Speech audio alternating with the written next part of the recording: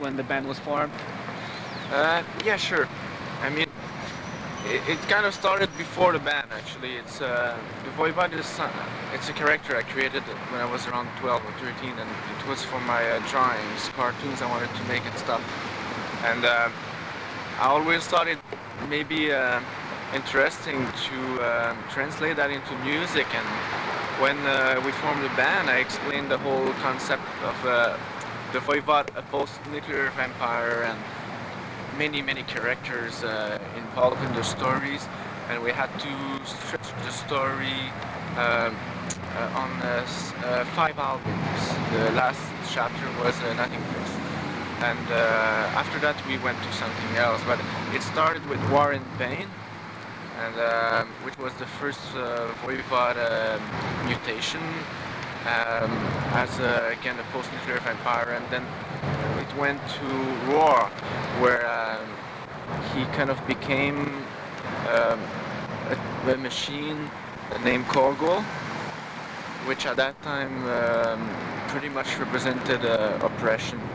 And on the third album, Killing Technology, we got the Voivod to go into space to conquer more planets and stuff.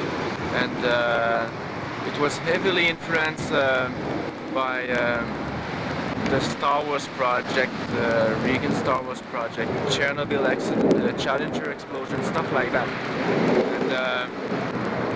And after that, after Voivod conquered all of the space, we switched to Dimension Hatros, where he created a micro galaxy and went into the galaxy and studied the evolution there, and it all ended in a huge cosmic drama. And but the Voivod escaped for the 5th album, Nothing Face, where he sort of went back in the middle of his brain and went into a coma, what we call catalepsy, I think, and it's been there since. And after that, this was the 80s for us, and for the 90s we wanted to touch other subjects, chaos theory on Engerat, like sci-fi pulp magazines and old 50s movies, and mainly the show Outer Limits was the influence for the Outer Limits album. On Negatron there's a lot of conspiracy theories involved and nanotechnology, and I'm thinking more and more about bringing the Voivod back for the next album, maybe just wake him up so he could show up and mess things up a little bit. The moniker Voivod, where did it come from and what does it signify? Well, originally it came from the Bram Stoker novel Dracula, and I had this French edition, and there was a foreword where they were explaining that Vlad Dracula was a character from Transylvania, Wallachia, and he was defending his country against a Turk invasion, and he was quite bloodthirsty, and he named himself the Voivod, which means prince, and it kind of he kind of turned into the ultimate vampire in Bram Stoker's novel, and he's been known as a vampire since then. The band was made up of 4 very distinctive personalities. Could you explain each? Yeah, well, I guess, yeah, there was Blackie, who was very well, first I have to mention that we all met around 75, and we were very young at that time, and that's where the nicknames came from. Everybody had a nickname and stuff, and Blackie was pretty much the most, how do you say, mischievous or something like that. And Snake was kind of like Iggy Pop, you know, and I think they called me away from my stories and concept. And Piggy, well, I don't know. I think you'd have to see a photo. I don't know. And when you guys first formed, you did a demo and you signed with Metal Blade, right? Yeah, in '84 we signed with Metal Blade and put out the first album, and then we went for Noise in Germany for 3 albums. Then we signed to Mechanic and to NCA. Now we are on Mausoleum in US. Before we get to Mausoleum, you had a long relationship with Noise, which a lot of bands... Before you went to Mausoleum, you had a long relationship with Noise, which a lot of bands dislike. How was your relationship with Noise? Well, it was fine, you know, because we got to record in Berlin a couple of times and tour Europe a lot, and it was an indie label. It was they had Celtic Frost and it Creator, and it was perfect for us. At one point for Nothing Face, we had to move on to just a higher level, and it happened as any rock story, you know, from indie to major to indie again. How did Major approach you, being MCA Mechanic? They tried as hard as they could to promote Voivod, and it's just a little too weird for mainstream, so I don't know, I'm realizing that there's basically no way of promoting Voivod because we just don't fit in any branches, and we have a public of our own, and it's the same people buying the albums one after the other, and it's so I can understand that at one point they tried for so long to break the band, and at one point they just said, look, it's just we don't have the proper marketing team to promote it, and that's it. It's normal. After your first major label debut being Nothing Face, you've lost Blackie. Under what circumstances you've lost Blackie? Well, it was halfway through the Engerat recording session, and Blackie was not into playing heavy music anymore. He was not into playing bass anymore. He wanted to do Indian stuff with keyboards. So we all respect his decision. And then after the Outer Limits, after touring extensively for the Outer Limits, Snake got a problem with the fact that we've been underground for whatever, 12, 13 years, and I think I've had it. Are you still in contact with the former members? We ran into Blackie in Vancouver on that tour, and that's basically the only time when I speak to him is when we're on tour, and because he moved to Vancouver. And Snake I don't see very much. I hear about him sometimes. I think he's starting a new band, I'm not sure. But even though Blackie and Snake left, Voivod is still going on. Who is the new replacement in the band? And what kind of history does he have? Well, we found a guy from Toronto, Eric Forrest, and we were looking for a singer-bass player, so we could replace both members. And we've been a power trio for 2 years, and we just love it. And with the new member coming in the band, how did it relate to the Voivod's concept? Well, it's the same thing, you know. The guitar player, Dennis Damour, he writes most of the music, and I always wrote the concepts. And what we would do was we'd sit down, Snake and I, with my stories, and write the lyrics. And that's what we did with Eric. And we wrote the whole album, the 3 of us. Do you think the face of the band changed with the new singer/bass player coming in as a sounding? Yeah, well, it's a little heavier than the past couple of releases, and as a matter of fact, I think it's heavier than what we've always tried to achieve in the past. It's the way we are now. We went through many different phases for every album, actually. and that's what we are now. We are a power trio, and we want to play real heavy music, so that's what people should expect from us right now. I'd like to talk. The band was back in business. What happened label-wise?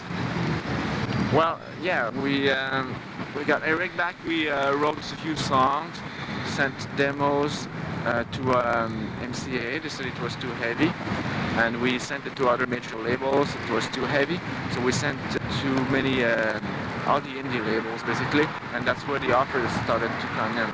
And we decided to sort of self-produce the album and license it country by country, and that's the way to do it actually. How do you enjoy being on a label like Mausoleum? Well, I mean,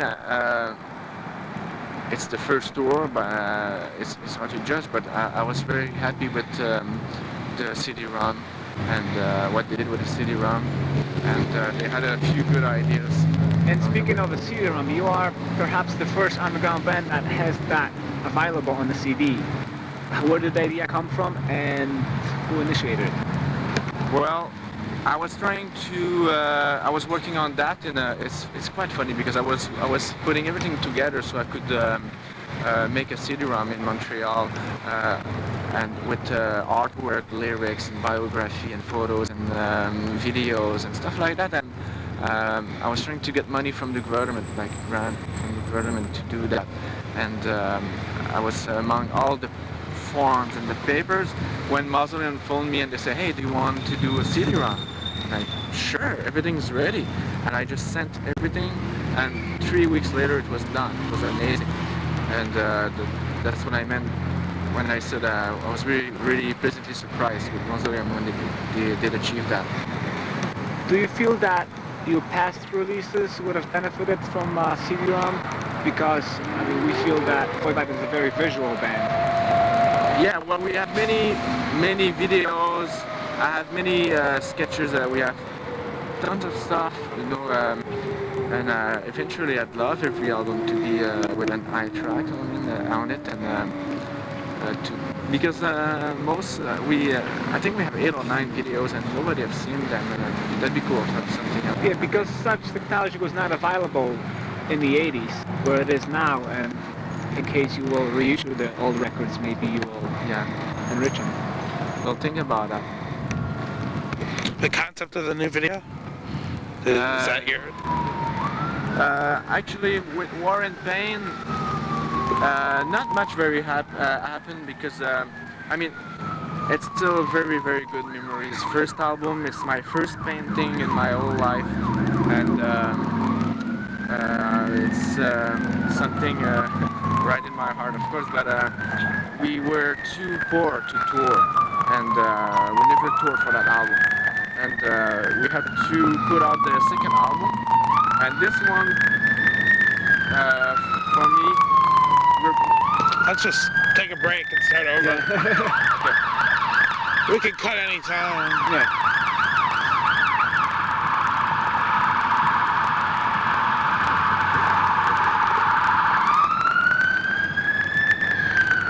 Okay.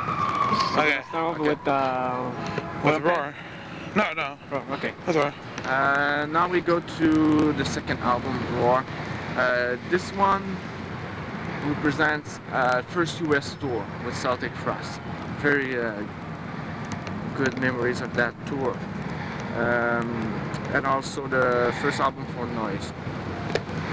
And Killing Technology, first album recorded in Berlin. And again, very it's something very special because of the oppressive feeling of Berlin back then, because the wall was still there back then, and we can feel that in the album. Dimension Hatras, it's the hardest work because it was one story in 8 chapters, and each chapter was a song. It was very hard to control everything, and that's where it started to be weird within the band. We started to have different opinions, and Nothing Face Many highlights for Nothing Face. We opened for Rush in Canada, and we toured with Fit No More and Soundgarden, which is still my favorite tour ever. First album for MCA Mechanic. Enter Rat is kind of it's a weird period. It's we knew everybody were waiting for Nothing Face 2, and we went the total opposite way and put out Enter Rat, which is a very dark and down album because Blackie left during the recording session and everything was falling apart within the band. The Outer Limits, it's for me the best memories is being in LA for a couple of months recording and mixing the album at record plant and stuff like that, and I don't know, the 3D with glasses. It's a cool album. It's very much far out. Negatron, it's a total new chapter, new lineup again, and a lot of energy and anger for reasons people would understand. That's Negatron. And we also have a best of. Okay, well, I'm Jay Robbins, and this is Bill Barbeau. We are the mellifluous voices of the Jawbox Rock Band, and you're watching Mind Melt Video. Hi, I'm Jesper from In Flames, and you're watching Mind Melt with a T.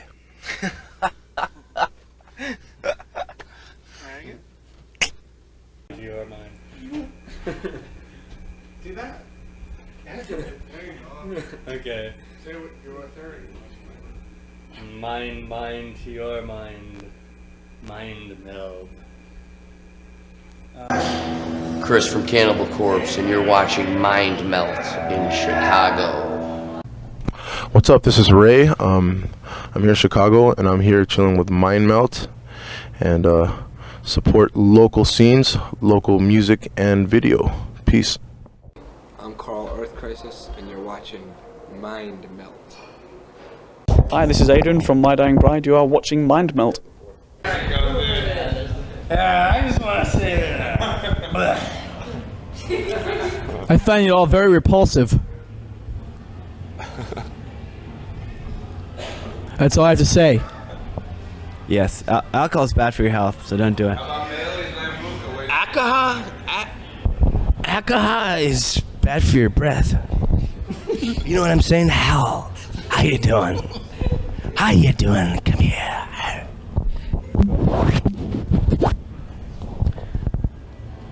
Next. Okay, words of wisdom. We just did a half an hour of wisdom. Here you go.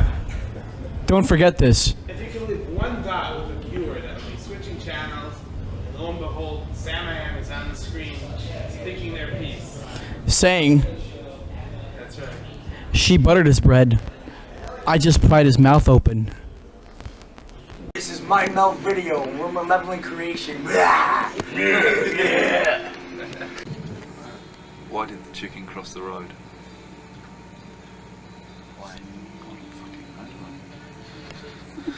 What's a chicken doing in the middle of the road? You've been a chicken coop, shouldn't it? Stupid. Or maybe it just escaped. Well, why did it cross the road? Because I don't fucking know, do I? Because it was stapled to another chicken's leg. I just have a thirst for information. The big chicken went to walk across the road, and the little chicken got dragged across with it. That's why. Right.